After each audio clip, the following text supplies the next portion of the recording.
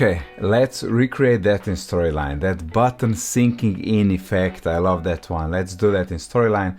By the way, my name is Nate, and if you want me to review your Storyline project, give you feedback on triggers, design, usability, reusability, and so on, jump over to storyaudit.eu and let's connect. Okay, so the button. Let's do a nice pill shape here. So just jump into shadow. Let's do this quickly. No time to waste today. So something like that, you know, a bit bigger. Fill should be white. Line color no. And corner crank it up to 50%. There we go. Okay. Now let's call this button. And we can't see anything because we need it black, bold, bam, fantastic. Okay, so we have the basic shape here. Now, how can we get the sinking in effect? Basically, we have to make the button smaller when it's clicked, and then it has to become big again. And there's no resize animation in Storyline, unfortunately, but we do have emphasis animation, and we can use that to grow and shrink. So we're gonna just use the functionality that we have here. So we're gonna shrink, and let's say the duration is very short, you know, because click is not a long thing, so it should be short.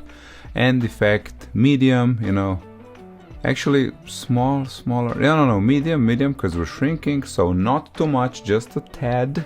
And easing out is fine, so you know, it starts pretty fast and then decelerates towards the end, and then that gives it a nice soft touch. And the same, we'll do it for grow. Very short timing, medium, and and original size, because then we have to grow back to the original size. So we have to grow back to original size, and easing is out. Now I'll just delete those triggers that were automatically created.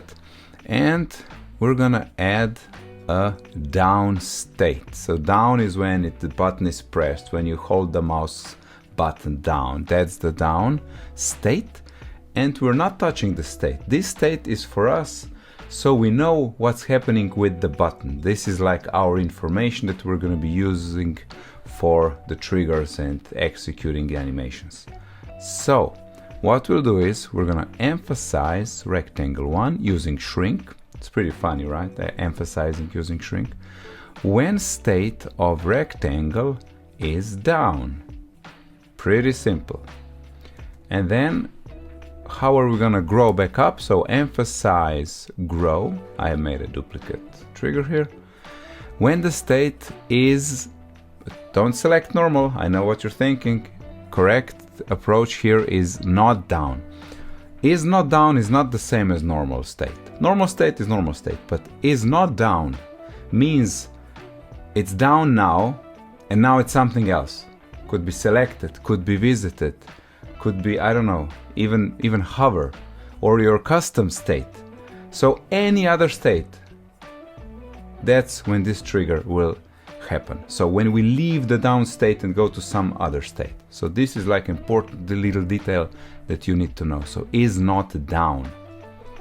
So again, down using shrink, not down using grow. So with all that out of the way, let's preview. There you go. Click, click, click, click. You can hear the mouse.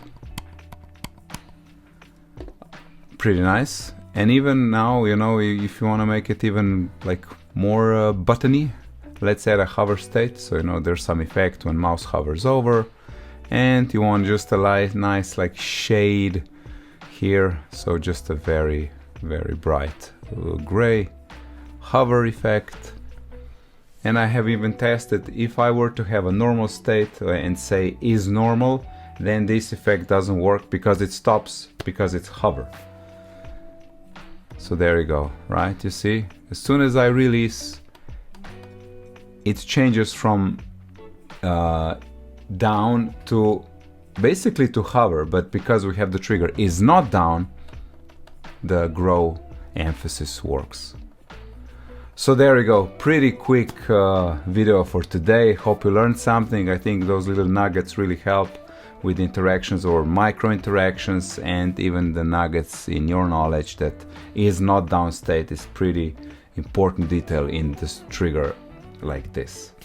Alright, if you want to support me, there's a buy me coffee link down below. Otherwise, I will talk to you in the next video. Bye bye.